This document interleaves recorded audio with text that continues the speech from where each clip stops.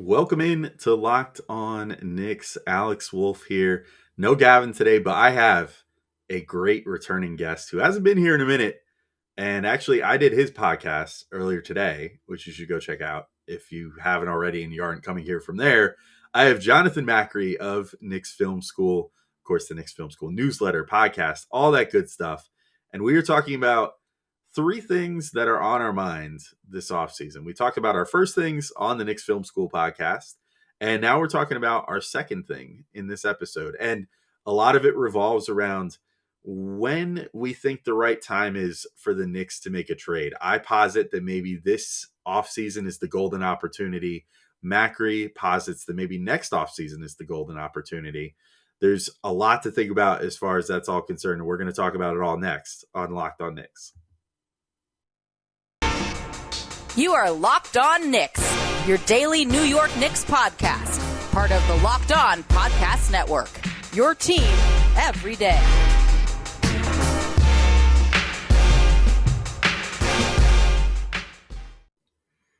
All right, welcome in to Locked On Knicks. Want to thank you guys for making Locked On Knicks your first listen today and every day, whether you're checking us out on your favorite podcast platform or checking us out on YouTube, or in the case today, just looking at my face, super big. I always hate when I'm the only person on camera, but whatever. I won't be for too long. I am, of course, Alex Wolf. I'm editor-in-chief of Knicks site, The Strickland, which you can find at thestrick.land. And as I said in the intro, I have a great guest today, Jonathan Macri of the Knicks Film School podcast. We did a little doubleheader, sort of like baseball style. I'm wearing my Mets hat if you're seeing on YouTube right now. So we did the first half of this doubleheader on Macri's podcast, the Knicks Film School podcast. And now we're doing this episode of Locked On Knicks. And then another one later today. You get like a full day's worth of content out of this crossover. So I won't hold this up anymore. I'm going to hop right in with Jonathan Macri of Knicks Film School. All right. As promised, I have an amazing guest for you all today. And if you haven't already, you should go check out the first part of this podcast, which we did on his feed. I'm sure that if any of you are subscribed here, you are probably also subscribed to his podcast, whether it's on YouTube or on your favorite podcast platform of choice or anywhere else that his media empire reaches, run out of the spare bedroom of his house. I'm, of course, talking about Jonathan Macri, who you, of course, know from Knicks Film School. You might know as at JC Macri NBA on Twitter. John, how you doing, buddy? How's everything going for you? I just was trying to think of like the shittiest empires in the history of humanity. I'm like, what was like the worst? What was like the shortest lived? Like, were there any like when Napoleon like tried to take over all of Europe? Like his empire probably didn't last very long. I feel like we don't hear about those ones, the ones that were failed, right? Yes, exactly. Like, yeah, but I mean, it was still an empire, right? Yeah, but Napoleon. Which I'm not. Napoleon's wasn't that short, though, was it? Am I bugging? Like, it feels like here's what I remember. This is literally all I remember about Napoleon from history class. He ruled France, and then he got a little ambitious and he tried to spread his wings, and then that did not go well. And then he was exiled, and then I think he came back from exile, and then was exiled again, or like died. See, this is where it gets fuzzy. Yeah. I forget how that all went too. Fun but fact. We're both short. Yeah, there you go. I think I might actually be taller. I'm not sure. I'm not taller than anyone. I think I might be taller than Napoleon. Yeah, probably. I think he was in like the 5 foot flat range. Yeah, I'm taller than that. Especially because humanity as a whole has gotten taller since then. So listen, stop diminishing. You're in pretty good shape. Yeah. You're not a little person. You're like 5'7" or something. I don't know. Oh my God. I have a cousin who's like, this is so bad. I have a cousin who's like 5 with like shoes on. He's like 5'3". It's like, I feel bad. If he was like an inch and a half taller, it would be fine. But it's just like, oh man, it's rough. It's not great. I can't relate. No, you're like 6.5 feet tall. Yeah, pretty much. Anyway, speaking of other humans that are 6.5 feet tall, we started this conversation, like I said, on the Knicks Film School podcast today, which again, if you haven't checked that out already, go check that out if you want to hear the first part. But you could also organically listen to this part and then go back to that part, because it's not like we're it's not like a to be continued situation here. It's fine. But we were ranking our top 3 off-season. You said storylines, questions, things we're curious about. I think that's a great way to put it, because it's just sort of things. It's things on the mind, leftover baggage from a long season, which we waxed about for a while on your pod about how just like taxing this season was and stuff. Lots of heavy baggage that got dropped in the mud. Exactly. And so we did talk a little bit before we started recording this part on Locked On Knicks about who would go first. And you deferred to me because you thought that mine would sort of dovetail into yours rather than vice versa. Yes. So my second thing that I am thinking about right now is whether, and this is going to be like really clunky to phrase the right way, I think, but whether the Knicks are ready for it or not, are they ever going, at least in the near future, are they ever going to be better equipped for a star trade than they are right this second? And should they, because of that, no matter if they're ready for it or not necessarily, like a star trade is not going to put them into contender status right now, but should they pull the trigger or look for that sort of deal, be it a Donovan Mitchell or someone else this offseason, because an opportunity better will never present itself? I'll just quickly say like why I think that is. I think the reason is you don't have extra first round picks after next year. The Dallas one is like it. You got a zillion second round picks going forward, but a lot of those are next year too. Yeah, so, 4. Yeah. So you gotta kind of like S or get off the pot. We don't say naughty words on this podcast, but good thing you told me that. I've been known to bleep people. I bleeped Schwinn recently. It was like a crime against humanity. Was the whole pod just bleeps? Yeah, roughly, just his parts. But you've got to figure. You got to use those draft picks some way, because you're not going to draft 6 players next year. So that's thing one. Thing two, and I say this all the time, but young players on affordable contracts are only young players on affordable contracts for so long until they're not, until they have to get paid. I wrote about this recently. Like, if you briefly, if you go look at the NBA's, if you go to HoopsHype and organize the league salaries in order, there are after this offseason, there will be at least, after like extensions for Ayton and like a couple other new contracts I accounted for, there will be 96 players making at least $15 million. That's 4 times the amount of players that make the All-Star team. Yeah, that's crazy. But if you're young and you've shown promise in your rookie contract, you're gonna get paid. Yeah, but not only that, like you only there's an expiration date on being, a below market value contract for your skills. Yep. And then you get paid, and then you have to live up to your cap figure. Yeah. And we're already seeing like RJ Barrett's already extension eligible this coming off season, there's an expiration date. He could very well by this time next year, he could be making like upwards of $30 million, going into the next season. And so that same thing next summer is going to happen to Emmanuel Quickley and Obi Toppin. They're going to be up for that same treatment. And then the summer after that, it's going to be Grimes and Deuce McBride.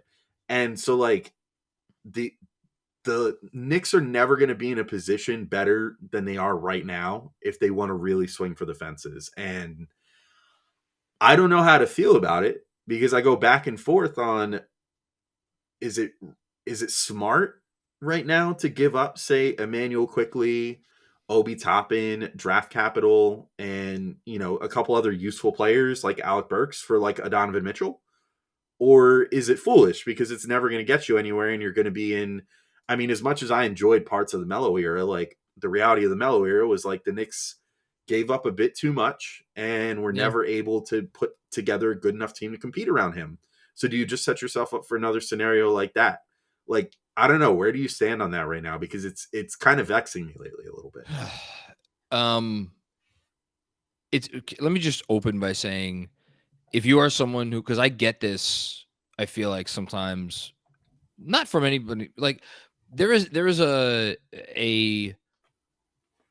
as much as we as Knicks fans would love at some point to get a star player to root for because it means your team is better and might be competing for a championship, I think there's also a sentiment of like, can't we just enjoy the kids? Why do we have to always wonder about a star? Why can't we just like live in the moment? And like, I get that. But my response to that before I answer your question is like, it is the only thing, what you just brought up is the only thing that matters in the NBA. It is a stars league. It is not like baseball. It is not, I mean, football, you want to give me like, you could win, like you need a star quarterback to win in football. Like, yes and no. Like you need someone good at the position, but like there is no sport like this where for, I don't want to say for 75 years, but for the large majority of those 75 years, it is like, if you don't have one of these guys, or if you don't have a couple of these guys, nothing else really matters because you're not going to win anything. And if the goal is to win something, significant, then you should try to figure out how to get one of these guys, or at least at the very least, the way you just phrased it is like, start asking yourself as a fan base, is it the time to try to go get one? I'll go back to something I wrote, oddly enough, before last season, which was that I wrote at the end of the year. I was like, look, if the Blazers, if Donovan Mitchell, if Damian Lillard goes to the Blazers and is like, I'm ready to leave now, I would like for you to trade me, and I would like for you to trade me to the Knicks. Like this conversation about, oh, should we trade for Damian Lillard or should we not trade for Damian Lillard, and should we give up RJ Barrett or not? Like that, there is no conversation, because guess what? The Knicks are going to trade for Damian Lillard, regardless of what you want, what I want, what they think of RJ. Like they would have made that trade. Now that didn't happen, or at least if it did happen, we don't know about it. But I'm pretty confident in saying it didn't happen. Very long-winded way of saying, as we tend to be long-winded in our answers.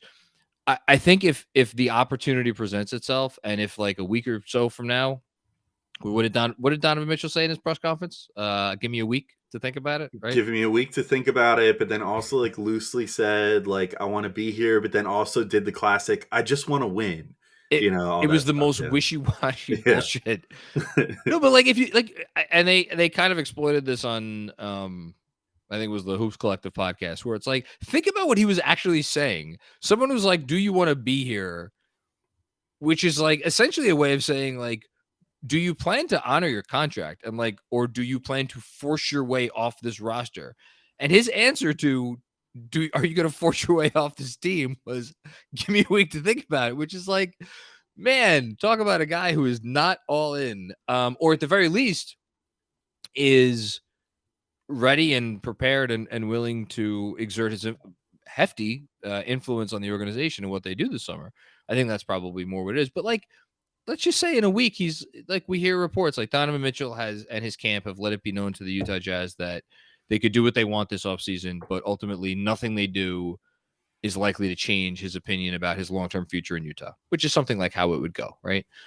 And like then the Knicks find out like that is where he wants to go. Like they're going to trade for him. Doesn't mean it's the right time, the wrong time. Like, I don't know.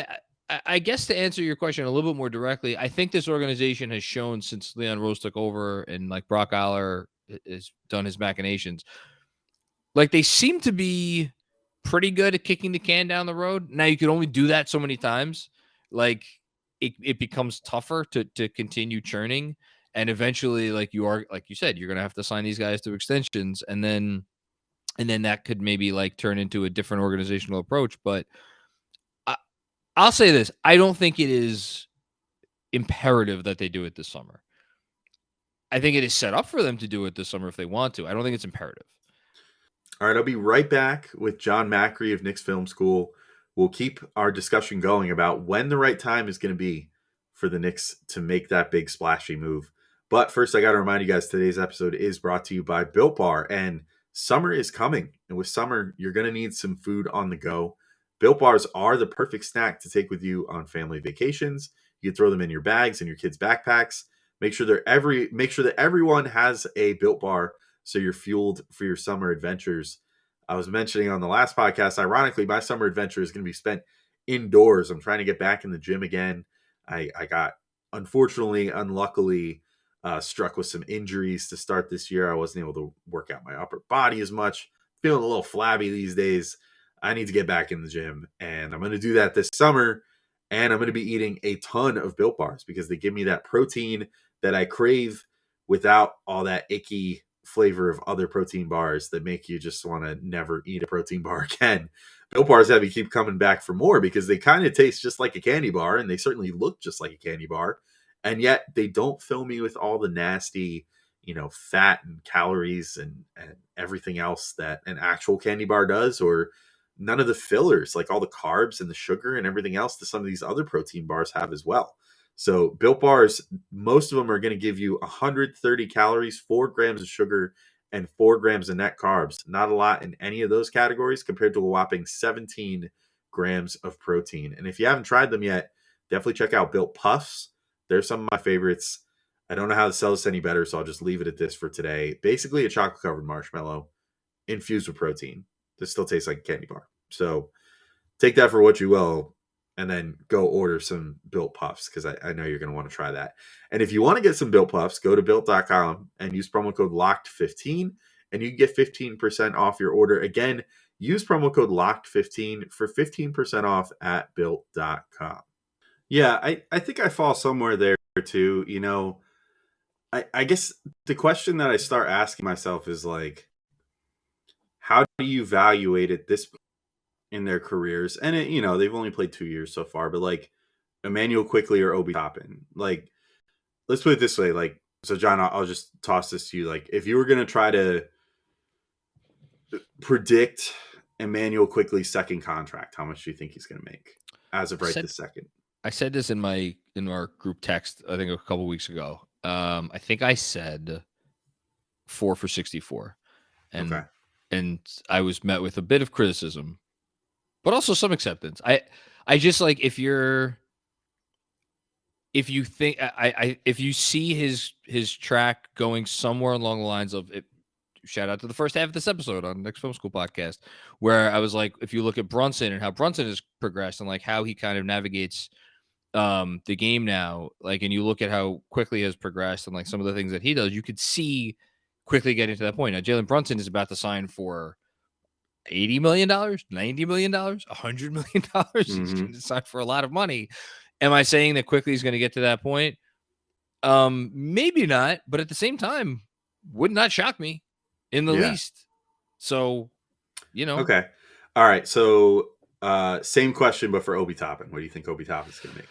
Oh, man. I think there's a lot more volatility there because I think your ceiling is I think John Collins basically got the max of what that player archetype can get. But at the same time, like, and I don't want to put this out into the universe because I love Obi Toppin and I believe in Obi Toppin and I think Obi Toppin is very good. But if you told me like 2 years from now, like Obi Toppin, like something didn't work out, like either he got more minutes and like the defense got exposed and like he wasn't a 5, but he couldn't consistently guard starting 4s, or like the 3-point shot never came along. Like, I don't think those things are going to happen, but if you told me, like, then what is he? But if I'm projecting, I don't know, $15 million a year. Okay. All right. So working with those numbers and what we probably figure RJ Barrett will get. It's 25 to 30. Yes. And I'm being polite. So 2 years from now, you could be in a scenario where RJ Barrett, Obi Toppin, and Emmanuel Quickly just by themselves could be making almost half the salary cap, like $60 million. The cap will go up to, so the cap's at 122 now. It's going to, I looked this up. I think it's going to be around 140, maybe in the 130s. I'll look at, but it's a goodly portion. Yes. Let's say that but also their salaries might scale a little bit with that as well. So we're doing it. We're saying 16 million in today money. That might be 18 million then. Yes. 20 million. Yeah. If it's with raises. Yeah, sure. Exactly. Yeah. Obi, if it's 15 million, maybe he ends up 17 million, something like that. Yeah. So that's sort of what I'm talking about with this whole thing, and why this kind of makes my brain hurt a bit to think about, because I love what those players are right now on rookie deals. But when I start thinking about, would that nucleus get the Knicks far? If they're your Making third, most of the fourth, and money? fifth players. Yeah, I guess. But then it's like, so okay, so who else are the Knicks getting in between now and then without trading those guys? That's going So, to make them a better team. and I just threw out if they're your third, fourth, and fifth players. And again, Yeah. I'm sure somebody listening to this is like, no, they could be your second, third, and fourth best players. And I think that sometimes is the disconnect between how some, I'm not gonna say all, but some Knicks fans see the young core here. Like they see the outline of like, okay, we got our number 2, our number 3, our number 4, maybe Grimes is your number 5. Like, whereas if RJ is, instead of being a number 2 on, and again, I'm not talking about a number 2 on a good team. I'm talking about a number 2 on a title contender, right? If instead he's a number 3 on a title contender, or like a number like 2B or something, right? Where you need basically you need 2 more max guys in order to compete. If that's what he is, and then you slot quickly down to the 4 spot, OB to 5 spot. And again, I think I'm even being a little. I think there are some people around the league who would be like, no, I don't think Emmanuel Quickly would be the 4th best guy in a championship team. We'll see. In any case, that makes a big freaking difference, because then you still need 2 max salary slots, and either you're not signing those guys in free agency, because free agency doesn't exist anymore. Shout out to Jeremy for making that point very clear in recent episodes of Knicks Film School pod. But like you're trading for those guys. And so, like, what are you trading? What are you giving up? Like, the reality is, like, if the Knicks become a contender in the next couple of years, the very, very high probability is that one, if not more, of those players are not going to be here. Yep. I don't know how to get around that. Mm-hmm. And that's basically what I'm getting at right now. Is just like the only other time where I could see things potentially, it being potentially a more advantageous spot for the Knicks is if they trade Julius Randle this offseason and like really truly lean into the youth that's already on the team, draft another guy, at 11, and then, I don't know if they trade for a second round pick or something, but maybe do their thing that's been like their thing lately of having like 2 draft picks. It seems like that's sort of their magic number. That's the number that the league usually assigns. So that's, I guess, good. They seem to like it.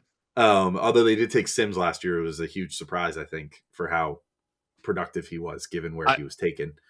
A 58th pick got time on like a real rotation minutes.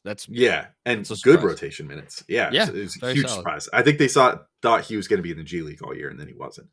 But like, so if you do that this year, roll with the youth, get rid of Randall, maybe trade Alec Burks or something, keep around like Evan Fournier and Derrick Rose as sort of your veteran mentors or whatever.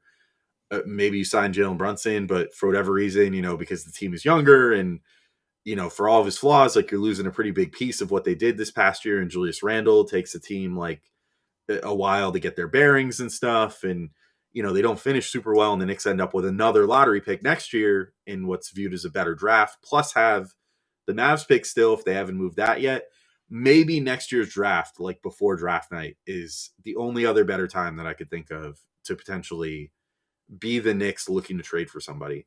But I think, as we've seen, like the draft isn't really where the big money transactions are done anymore. As far as star trades go, it's like right at the offset of free agency now. So I think if you look at, and I'll actually transition to my big thing, my next big thing, because it relates to this.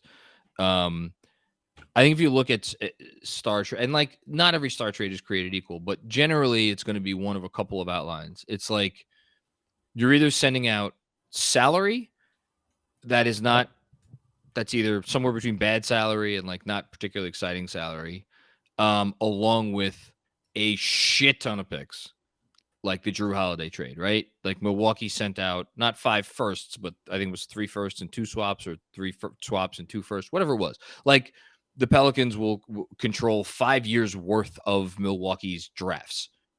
That's a lot, and there was and it was just Eric Bledsoe. And I apologize if there was a young player of note in that trade. I don't believe that there was, that the Pelicans got back. It was basically like, we're doing it for the picks. Or there is a high pedigree guy that the team is getting back, where they could be like, all right, at the very least, we got, this thing. Now, that doesn't always happen, but I feel like more often than not, it does. And sometimes you get both, like with the Anthony Davis trade, but like, so the Knicks can only trade away the mother load of picks once.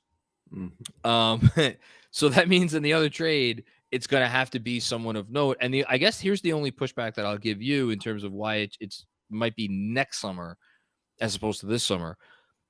I don't know, other than Barrett, who I do think even people who are skeptical about him around the league can at least look at him and be like, okay, this is a guy. Like, this is a real dude who, even if his destiny is to be like, yeah, he's a starter, but when he's starting alongside, or when he's a starter, he's like the third guy, and he's more in a spot up role, and he's more just going to be like our guy who runs our second unit offenses for 10 or 15 minutes a game. Like, even if that, and I think that's the lowest outcome. Like, that's still a very valuable player who's worth 20-25 million dollars a year, and then maybe he gets even better. Other than RJ, I don't think any of these other guys have fully appreciated yet.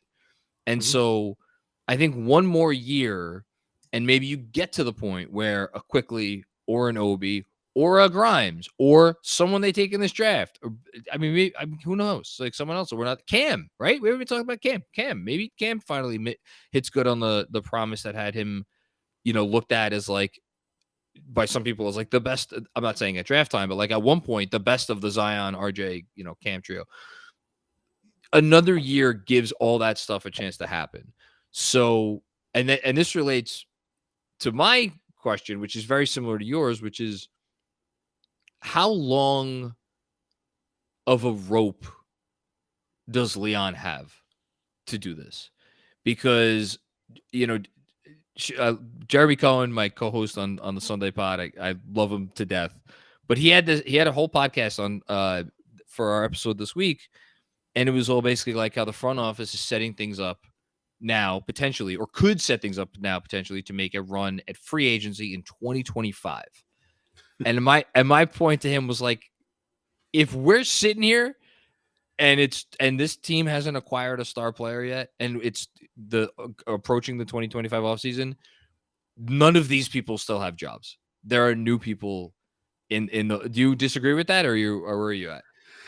I don't know. It's tough to read, right? Because I feel like almost every time we look at the hires that Dolan has made, and let's say that just the last three regimes, right? Like the Phil Jackson one, it's like, well, Phil has so much cachet, and he wowed James Dolan with the 7 something or others of basketball at that thing that they were at or whatever. Like, he'll never fire him, and then of course he did. And then it's like, oh, well, it's Steve Mills now, and like they have tons of history. They've known each other for like 10 years. Like, Mills is going to have a super long rope. Like, then they bring in Perry, who seemed like an up and comer, and things look great, blah blah blah, and then he gets fired. And then now it's Leon Rose, and each of those guys had like what, 3 seasons, not even. Well, let's think about this. Phil was Was hired at the end of the 2013-14 season. So he was mhm. hired in March, I think, of 2014, and he got fired after the draft in 2017. Frank Ntilikina, yep. So So so like that's 3 3 years, years. and And then I then guess Mills lasted until right March before the pandemic. of Yeah, 20. 2020. Yeah, so So about 3 years. that's another 3 years. So we're at 2 years Yeah, I was for about Leon to. Well, Rose we're a right little now. bit more than 2 years because Yeah, Leon came on in March, and it's now. Well, it's May, but yeah, yeah. so 2 years. So a little over 2 years for Leon Rose. So by this time next year, he'll be 3 years in, which has sort of been the magic number. That said, I do feel like things are a little different with him. I Maybe. feel like he's done a better job of selling an actual vision that he's actually like following through on. They've, which it's not unique to say that like he's held on to all the draft picks and all that stuff, Yeah, because every guy dating back to Phil has done that. Phil was very protective of the draft picks, and so was Mills. Like, actually, Leon is technically speaking been the least protective by actually trading a first rounder for somebody, sure.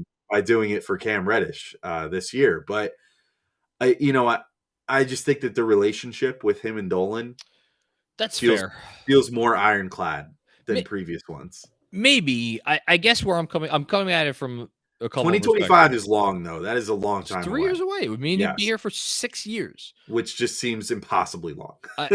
Like guys, like again, we referenced Sam Presti in the last episode. Like, you could point to a few other situations, I guess, but like generally speaking, especially around here, it doesn't last that long. Now maybe Leon's different. At the same time, I am like, okay, let's say they max out their reasonable non-star potential this summer and get Jalen Brunson, right? I think that's the best like realistic non-star option that they have probably on the table. Okay, put Brunson on this team next year. I mean, it's way too early to do this, but like, and I'm going to need to get into the whole thing about it. But like, what is this team next season? Are they I don't know. Are they a playoff team? Are they a play-in team? Let's say Randall bounces back a little bit, like RJ takes another step up. Like, I don't know, what maybe there's sixth best team in the East, seventh, eighth. I don't something in that range. I would say probably playing team with the advantage on the serve. You know Sure. what I mean? Like Great. the 7 or 8 seed, yeah. Wonderful. Okay. Unless their draft pick that they take this year really hits, and like obviously if they like land in the top 4 in lottery, this is a different conversation, but I'm assuming that's not going to happen. Mm-hmm. Like, then where does the improvement come from that gets them into the top 4 in the East that is not trading for a star? I don't see it. And like, how long is it? And then so it's all leading up to like at some point they will need to make another step, because I just don't think that step is like built into the reasonable progression to expect from anyone that is currently on this roster. And maybe that, people will call me a hater or whatever. I don't know. I just think that's kind of like this roster is like, there are guys in this roster who have a chance to be very good. I think RJ Barrett has a chance to be great.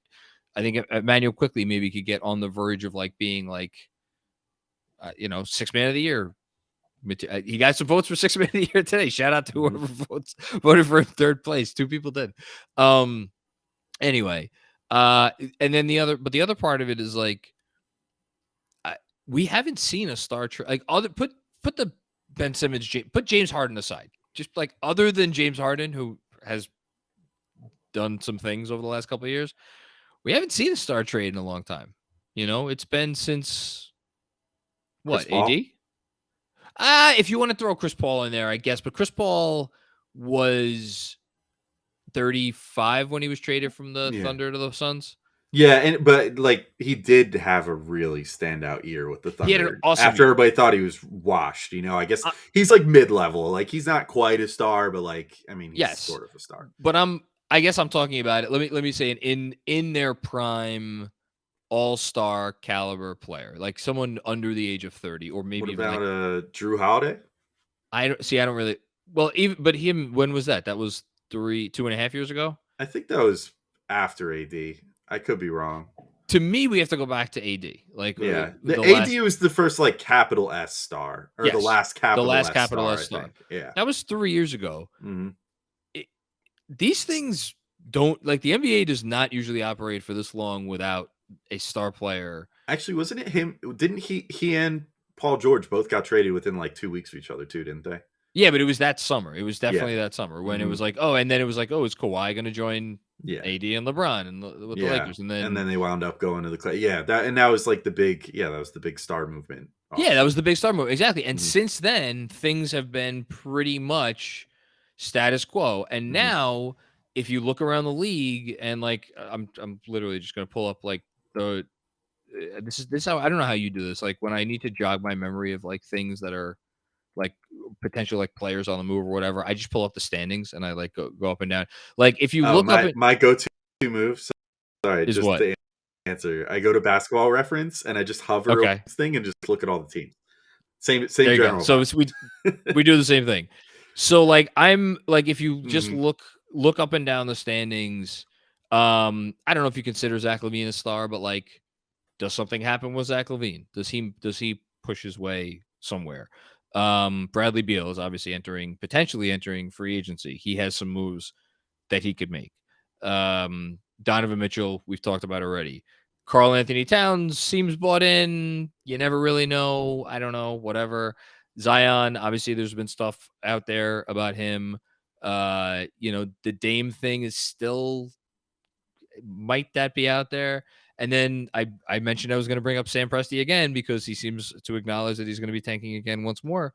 Does SGA, make his way out there into the ether of availability?